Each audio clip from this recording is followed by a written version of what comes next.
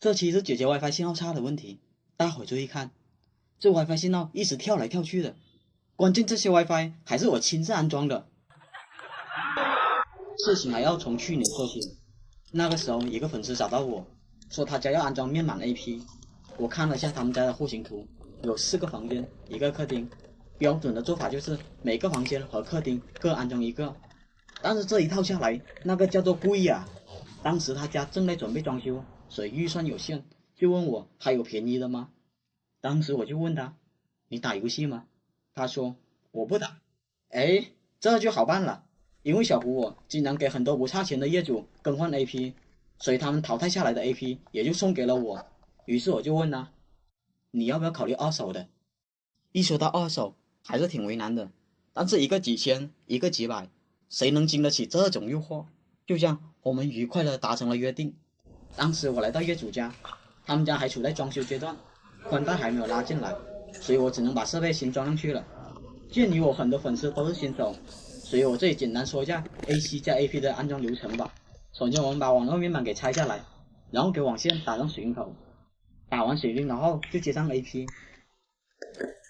再用螺丝把 AP 给固定好，一个 AP 就这样安装完成了。就这样，我3加5手2的功夫就把所有的 AP 安装完了。至于热电枪这边，也是全部网线都打上水龙头，然后把所有的网线都插在 AC 上就可以了。我给设备通上电后，电脑输入 AC 背面的地址就可以进入后台了。来到后台后，我看到5个 AP 都是运行正常的，然后我在无线网络设置里面把 WiFi 名称和密码填上去，这整个 AP 安装过程就算完了。怎么样，够简单吧？由于当时没有宽带的原因，所以我没办法给他测网速。我走了一圈测试下，发现没有什么问题后，我就回去了。就这样，时间过去了大半年。他们住进来的时候就发现，客厅的 WiFi 信号极差不说，500兆的宽带测速居然只有9兆，没理由啊！当时我安装完毕后都检查了，是没有任何问题的，咋变成这样了？所以只能过去他们家看看什么情况了。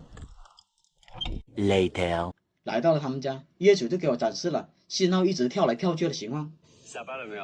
我怀疑他竟然接的就是我这个房间的，我怀疑他就挺还可以。所以这回帮解决一下，如果后面还出现问题，我再过来看他想其他办法。我长这么大没见1965年。现在又卡了。他有时候快，有时候又慢。来特区。没办法，我只能看一下他们热电枪是什么情况了。哇，你这么大这个猫哦，你这个猫好大哦。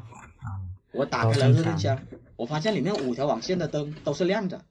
这里大伙注意看，这条网线的灯正好灭了，但当时我是没有发现的，因为我全部的注意力都在这5条网线上。这条网线还是他们的网络主线，就在业主喊我的时候，这网线又断了一次。大伙这里注意看啊！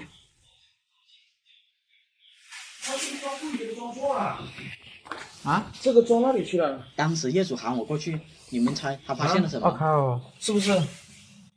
哦啊，这个是那个字典什么的，我也不懂，可能物业的。哦，我知道了，这个一直都没启用，这个一直都没启用，这里面还有一条网线，是不是那个装这里的装错了？难怪全部的灯都亮，就我一直想不明白。哎，我都明白了，你把这个拆了我就知道，把这个不用拆，拆了就没网了。赶紧安装这设备的师傅把我 AP 的线给拔了，然后把网线接到他们设备上，这就导致客厅的 AP 一直都没有通电，难怪他们信号这么不稳定。后面我在热电枪又找到了一条没有打水龙头的网线，之前的师傅够缺德的，自己也不打水龙头，反而直接用我的网线，没办法，只能自认倒霉了。我打个水龙头接上去后，客厅的 WiFi 信号就解决了，接下来就解决他们网速问题了。我用电脑直接插到他们光猫上，然后用测速软件测一下，经过测速，他们宽带果然是500兆的。然后我又把路由器的线接回去，我再用电脑插到路由器上，看看网络是否衰减。结果你们猜怎么着吧？网络直接衰减成了100兆。我看了下路由器，它是支持1000兆的。既然刚才光猫测速没问题，那么我就要怀疑这路由器连接光猫的网线了，所以我要用它接到我电脑上，试试网速如何。结果嘿，还真的是这条网线出了问题。大伙还记得刚才这条网线的灯还灭了2下吗？就在我反复测速的时候，这网络还给你断开了，难怪它一直反馈网络不好用，原来问题出在这里。后面我给它换了一条新的主线，路由器的网速果然飙到了500兆，然后业主也 WiFi 测速了一下，咦，这么快了？哇，400多兆了。啊 WiFi 能测出400多兆，这已经很接近跑满宽带的程度了。毕竟是无线嘛，肯定有些衰减。我看到他们这大电视的时候，我当时还是建议他把 AP 给迁移出来，装在电视下面，这样效果会好更多。好了，他这边的问题就得到了解决。如果你们家有类似的情况，不妨像我这样，先确定自己家的设备是否支持千兆，然后再单独测试下光猫的宽带。如果光猫的宽带没有问题，再测一下宽带到路由器的网速有没有衰减，这样一步一步排查，你总是能找到原因的。下一期是解决3层别墅 WiFi 掉线的问题。这个是摄像头的，摄像头的广播网啊，经常断网啊。那就对了，现在是正常的。我赶紧上去看一下那灯有没有亮。大伙还记得前几期的蝎子哥吗？这期又过来他这边维修了，但这期维修的是这些监控和 WiFi。至于上次被他们这条网线给坑的时候，我是不想过来的，但是无奈他这边给的实在是太多了，于是我只能再次过来了。那这期他们的监控和 WiFi 又会给我带来什么样的惊喜呢？他们的监控主要故障是手机看不到监控了，这种对我来说分分钟能搞定，所以我放在后面再讲。我首先要解决的是他们 WiFi 没有信号的问题。我看到这些 AP 都显示红灯的时候，就知道它和 AC 失去了连接，这种大多数都是线路故障，所以测它线路就对了。我找来贴纸爬了上去，然后把设备给拆下来，直接用寻线仪开始找线。网线接上寻线以后，如果网线出现这样嘟嘟嘟的声音，那么这条线就是我要找的。想不到的是，在这里我就遇到了第一个困难。当时我把每一条网线都试了个遍，设备愣是没有任何反应。这么多条网线得让我找到什么时候？于是我就把寻线仪给丢了，只能用我祖传的找线方法了。首先我把所有交换机的灯都给它记下来，如果数量太多了，就像我这样用手机把它给拍下来。为什么要这样？待会你就知道了。拍完毕后就回到 AP 这边，把它网线给拔了，然后再回来看交换机的灯，如果哪个灯灭了，哪条就是我要找的线了。但是经过图片对比，结果你们猜怎么着吧？这些灯愣是没有一个是灭的。当时我还以为我眼花了，然后我又重新对比了下，确实没有灭灯的。那么想必外面的 AP 线路压根就没有通向这里。因为我之前来过的原因，所以我知道他们2楼还有个机房，于是我打算去2楼碰碰运气。刚来到了2楼机房，结果运气挺好的，一下子就看到了写有 AP 标签的网线，这也省了我找线的麻烦。接着我就用电脑接到这个交换机上，看看这里出了什么情况先吧。我电脑接上交换机后，发现我电脑是可以上网的，然后我再查一下这路由器的后台地址，路由器的后台地址是192.168.0.1，我输入了这段地址进入后台。进来了后台，我首先在无线控制里面查看了下 AP， 结果 AP 列表里面愣是没有一个 AP， 没理由啊，这些 AP 和路由器都在一个交换机上，按理说路由器应该能找到 AP 才对啊。当时我又看了下服务配置，发现这里面居然没有任何的设置，这就让我更纳闷了，难不成这个路由器还不是负责楼下那些 AP 的？于是我就把我电脑网线给拔了，接到上面那个交换机，看看什么情况先。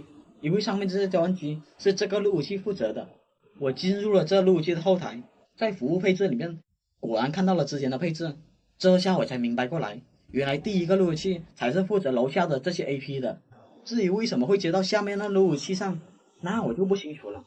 然后我就把线给拔了，接回了第一个路由器上，但是尽管接上了 AP 列表里面却迟迟没有任何 AP 的出现，没办法，只能拿电脑下楼看看什么情况了。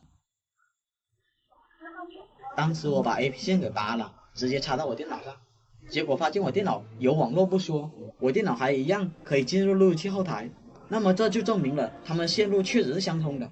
但是 AP 列表里面依旧空空如也。我也查了 AP 的工作状态，是 FIT 模式的，这种情况下不存在收不到的理由啊。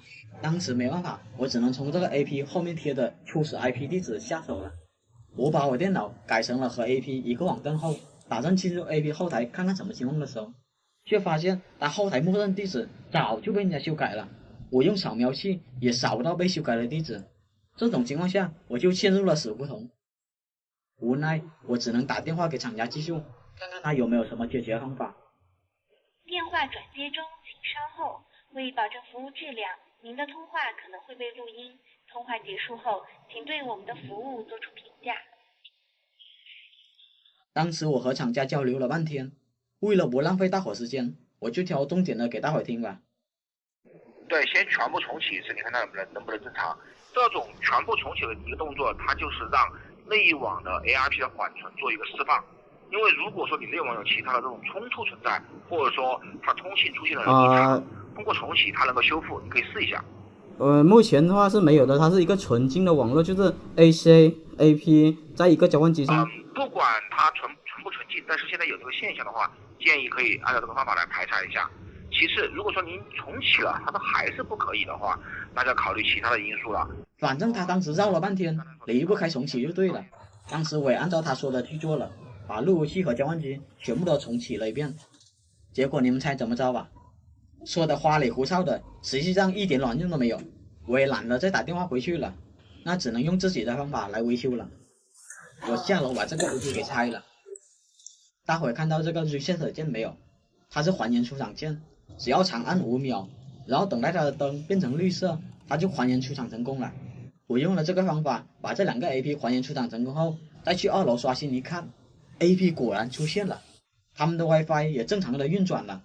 但是可惜的是，还有2个 AP 没有恢复过来，因为这2个 AP 他们装的实在是太高了，只能让他们自己想办法了。